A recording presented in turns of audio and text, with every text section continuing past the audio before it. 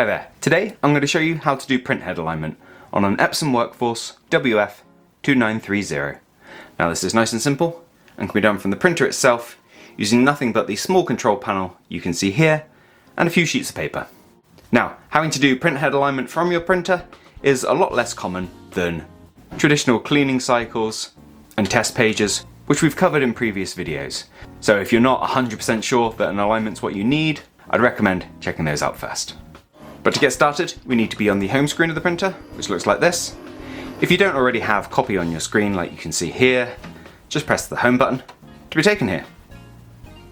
Now we're going to use the right hand arrow to take us along to maintenance, as you can see here. Press OK to go into maintenance, and then printhead alignment is option 4 of 7. So go to that, press OK, and we have two options, vertical alignment and horizontal alignment. Vertical alignment is for if you have like fuzzy looking prints or you're noticing a haze of colour around what you've been printing or characters on your screen, and is probably the most common to experience. Horizontal alignment, the second option, would normally manifest as like very thin lines running at regular intervals down your page.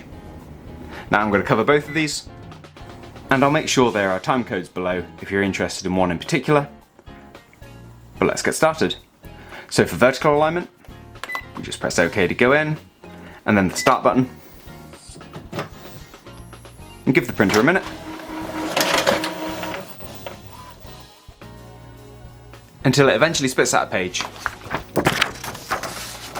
that looks like this, with a bunch of numbered lines going down 1 to 7. And on each of these lines, you'll see a whole series of boxes. And what we need to do is identify the best result from these numbered boxes on each line. And by best, we are looking for the one with the fewest vertical lines running down through there, which in this case, I'm going to say is number 3. So back at the screen, we press OK, and then we see here, we're on line number 1, and the best option we have is 3, so we don't need to change anything. If you do, you just use the up and down arrows to change the selected number, but mine says 3 okay already, so I just press OK. Then we go back to the sheet to work on number 2. Number 2. Number 1 is giving us the very best result. So in the very same way, we indicate this to the printer, press down until number 1 is being shown for the second line. Press OK. And I won't bore you with the rest, because it's exactly the same deal. And when you get to this screen, you're done. Now for the horizontal alignment, pretty similar process with a different test for the printer. So again, we'll give the printer a second until it produces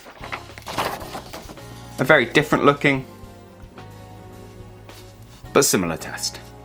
And on this one, what it's done is produced 2 separate blocks, and we are looking for the result where the boxes are just touching along that center point without a overly distinct black line running down the middle, which one is the closest to on my result, but it's not overly obvious.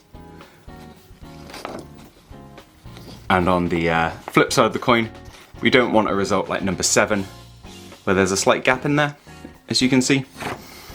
So on this test, the best result I get is number 2. And we indicate this to the printer by first pressing OK. And then, as you can see, there's only one test on this page, so the number 1 is fine.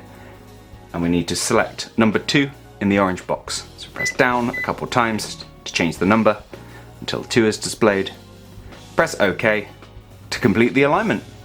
And it's as simple as that. Now I hope this has helped improve the quality of your prints. If it has, let us know with a like.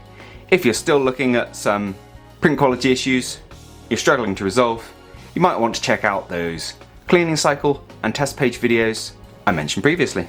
If you've got anything to add, drop it down in the comments. Otherwise, take care and I'll see you in the next video. Bye bye.